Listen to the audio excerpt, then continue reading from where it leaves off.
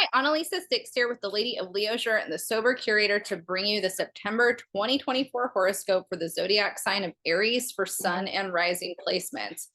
Hello, Aries, Cardinal Fire. How are you? We are having a heat wave in Los Angeles, and it has caused my power to go out quite a few times.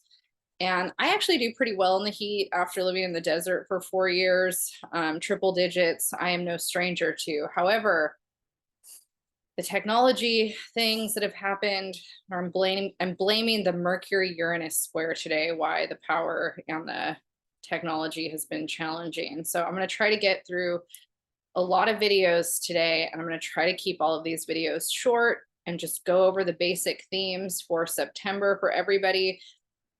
So let's go ahead and dive right in and talk about what you can expect for September of 2024.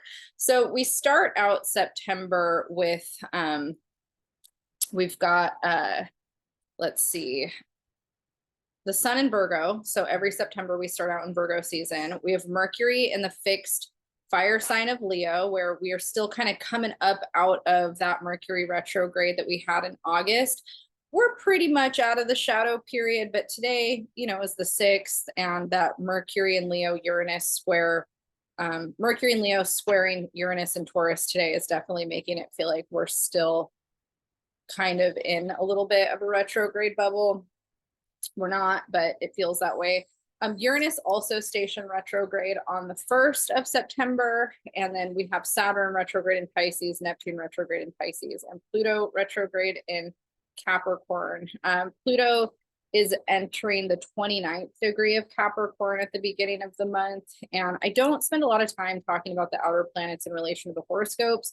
I get into that in the astrology forecast for the month. So watch that video if you want a bigger breakdown on the placements for the month. So let's see here. We are going to talk about kind of where each placement is hitting what house for you starting out. So we start out the month where the houses that are highlighted for you mostly are the first house. We have Chiron and Aries. Chiron's been here for a while. Jupiter is transiting the 3rd house of communication for you. Mars has been transiting that 3rd house of communication and is going to be hanging out there for the first few days of the month before entering Cancer and moving into your 4th house. Mercury in Leo, that retrograde happened in your 5th house of creativity and self-expression. It started in your 6th house, moved back into your 5th. Mercury is now finishing up its time here before it's about to move into your 6th.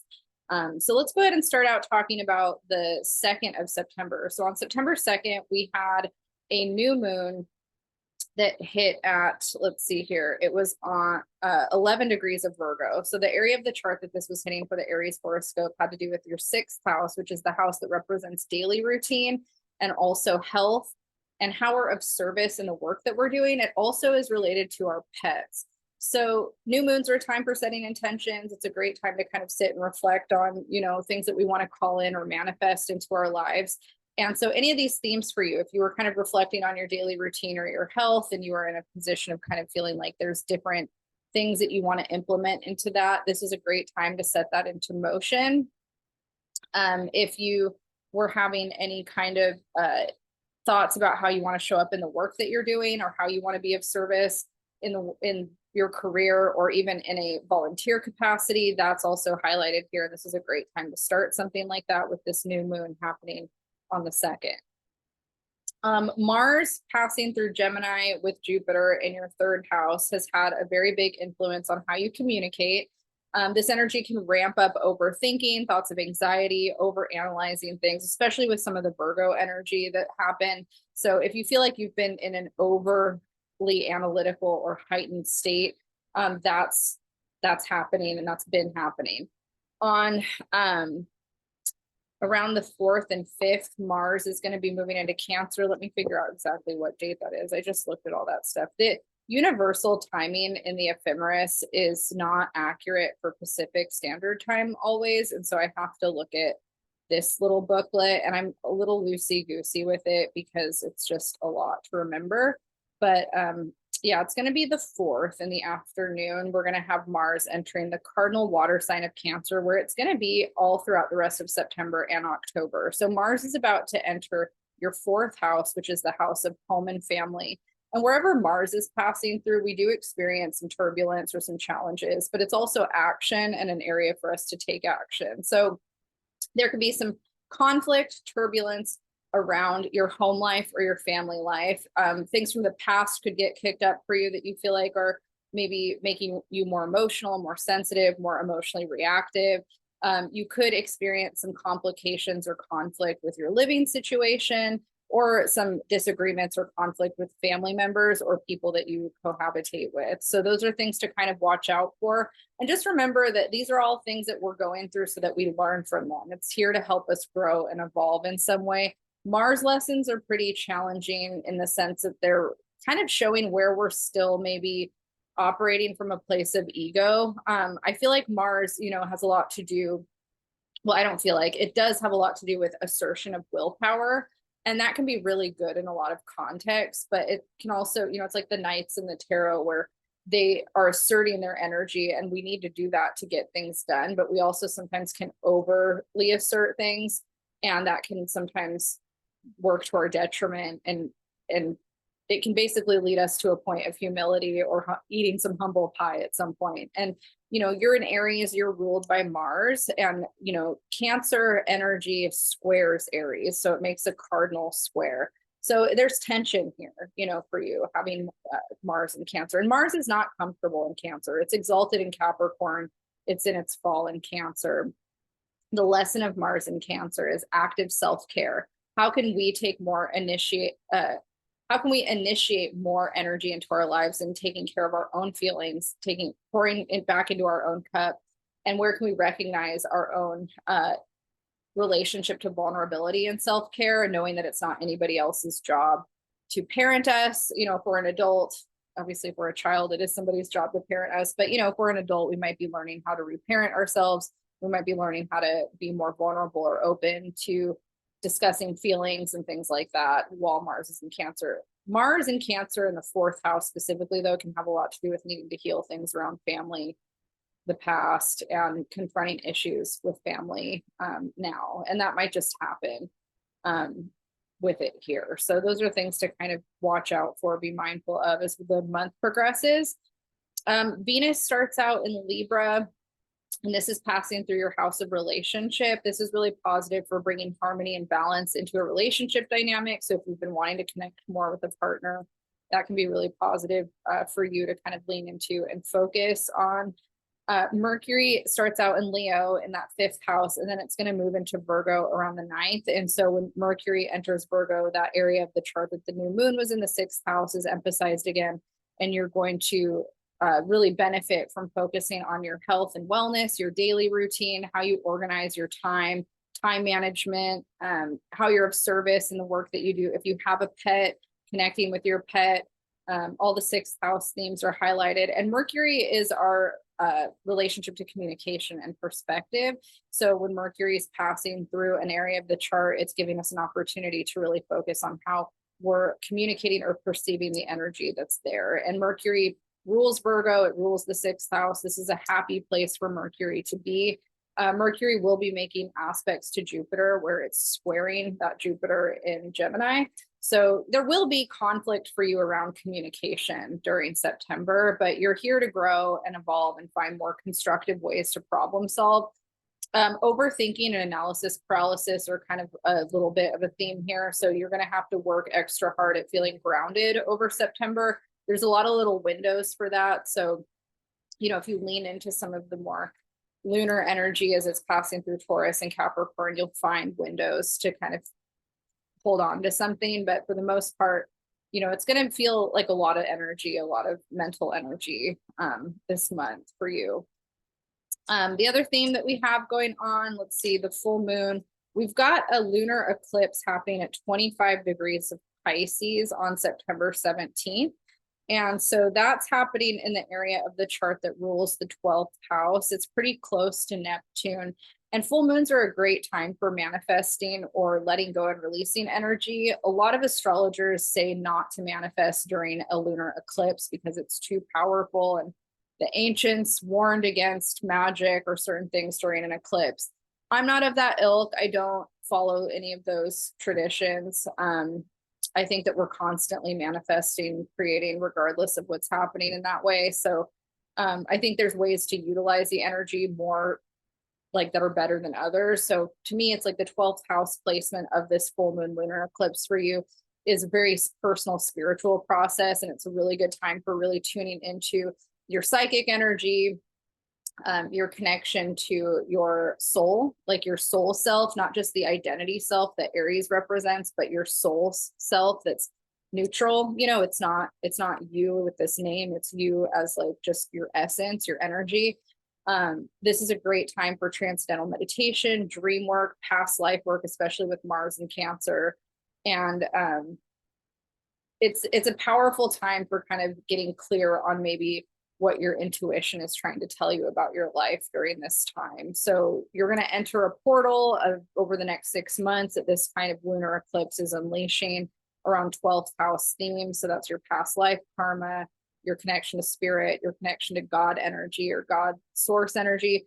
12th house is also an area where we really reflect on what we feel like our soul's life path is, or our journey. And so with this eclipse portal opening up, you might be kind of in that reflective period of like, who am I? What did I come here to do, really? So those are themes for you during the eclipse. After the eclipse, the next major shift of energy that we have is going to be Venus entering Scorpio around the 22nd. And Venus in Scorpio is considered to be in its detriment because Venus is the ruler of Taurus. And so Venus in Scorpio, the area that that's impacting for you in the horoscope is your 8th house. And, you know, the 8th house is the house that represents our connection to assets, shared resources, taxes, death and rebirth, sex. It also has a relationship to marriage and contractual, you know, shared resources. Venus passing through here can be really auspicious. It could be a time where our sexual energy gets really enhanced. If we are trying to take on an asset or work out some kind of financial situation with banks and loans, things like that, that can be supported. Venus is considered to be beneficial when she's passing through something like this. So those are big themes for you over the end of September, and they're supported in that way. The next big shift of energy that we have after Venus enters Scorpio is Mercury is going to be entering the cardinal air sign of Libra around the 25th, 26th. And so when Mercury enters Libra, it's going to be joining the sun. I'm sorry, I'm a little bit wonky with the heat wave right now. I feel like it's throwing my brain into a whirl. I missed talking about the sun entering Libra. So we enter Libra season on the 22nd, and that's now shining a light in the opposite. Libra is the opposite of Aries, so that's going to be in your 7th house. And then shortly after that, around the 25th, Mercury is going to join the Libra party. So you're going to have the sun and Mercury highlighting your 7th house, which is the house of partnership and relationships. So you'll have Venus in that 8th house placement, and then the sun and Mercury in the relationship house. Now, this is all opposite your Aries energy, the Libra energy. And so it's common with people, if you're very Aries and you lack more of the Libra energy, that this can feel a little discombobulated, because Aries is all about the self, the will, you, and Libra energy is about the other and partner and harmony and fairness and balance and all that kind of stuff. And so you're being pulled out of maybe what's a comfort zone for you, unless you're an Aries that has a lot of Libra energy already. But, you know, you're being asked to focus more on balance and harmony within relationships, communication dynamics. How can communication dynamics be more fair? One of the things I'll say about, like, I have Venus in Libra and I have a lot of 7th house placements. I also have a lot of 1st house placements, but I'm a Leo that has a lot of Aries people in my life, because Leo and Aries like each other. But since I have Venus in Libra and a lot of 7th house placements, I tend to be very fairness oriented. Like, I really don't like double standards, and I really like things to feel equal in a relationship dynamic.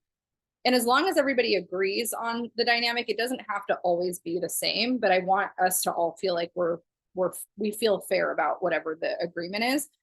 And one of the things I've noticed about people that lack more seventh house energy or Libra energy, or even maybe kind of more of the passive energy, is that sometimes they're always kind of thinking self first. It's very like self-focused first and other later. And for those of us that think more like other first, us later, that can be a hard dynamic. I've had to work really hard on the me first and others, because I tend to think others first and then me. And I think that there's value to both. And I think context is everything. You know, we think about the airplane, they say, well, you need to put your own oxygen mask on first before you can help somebody else. And I think Aries is really good at that example. Aries is really good at being like, I got to be good first before I have the energy to give out. But sometimes in a relationship dynamic or a communication dynamic, Aries can be so self-focused on the me first that it can kind of blow past being more aware of how that me first is impacting the partner or the other people around them. And there's certain situations when you're in a partnership dynamic where thinking about the partner equal to you is important, right? When you're making big life decisions that are going to impact another person, it's important to be thinking about how that's going to really impact the wholeness of everybody, you know, the whole family, the partner, everything. So there's times to be selfish, and there's times to also think about the all encompassing. And I think for me, that balance I've been really learning a lot. And that's the first house, seventh house, and the second house, eighth house, even the fifth house, 11th house axis. Like we have all these examples in the birth chart of how to integrate those polarities. And for you, Aries, that's going to be a big theme for you for September, because you have so much energy with the Venus in Scorpio and the Sun and Mercury and Libra pulling you out into more of this like passive part of the chart. You're going to be kind of being asked to focus more on how your choices are impacting somebody else, and whether or not it's fair, you know, whether or not you feel like it's fair to you or that person feels like it's fair to them, and kind of negotiating and learning how to really acknowledge and talk about those things is a big theme for Aries. All right. I'm going to end it there. I think that we covered a good amount of the energy shifts for you. If you want a bigger breakdown on the transits, you can watch the astrology forecast for September that's at the top of this playlist. If you liked this video, please hit like and subscribe and share with your friends. If you want to book a reading, my email is in the description box. I offer tarot and astrology consultations, and I look forward to seeing you guys all in October. I apologize if I was a little all over the place. I feel like I'm like getting super sweaty as I'm doing these videos. My hair is getting all crazy. It's all humid in here. It's like 102 or 103 outside, and my air conditioner, I think, might be causing my power to go out. So I turned it off. It's intense. My dog's looking at me like, yeah, mom. All right. I'll see you guys next month.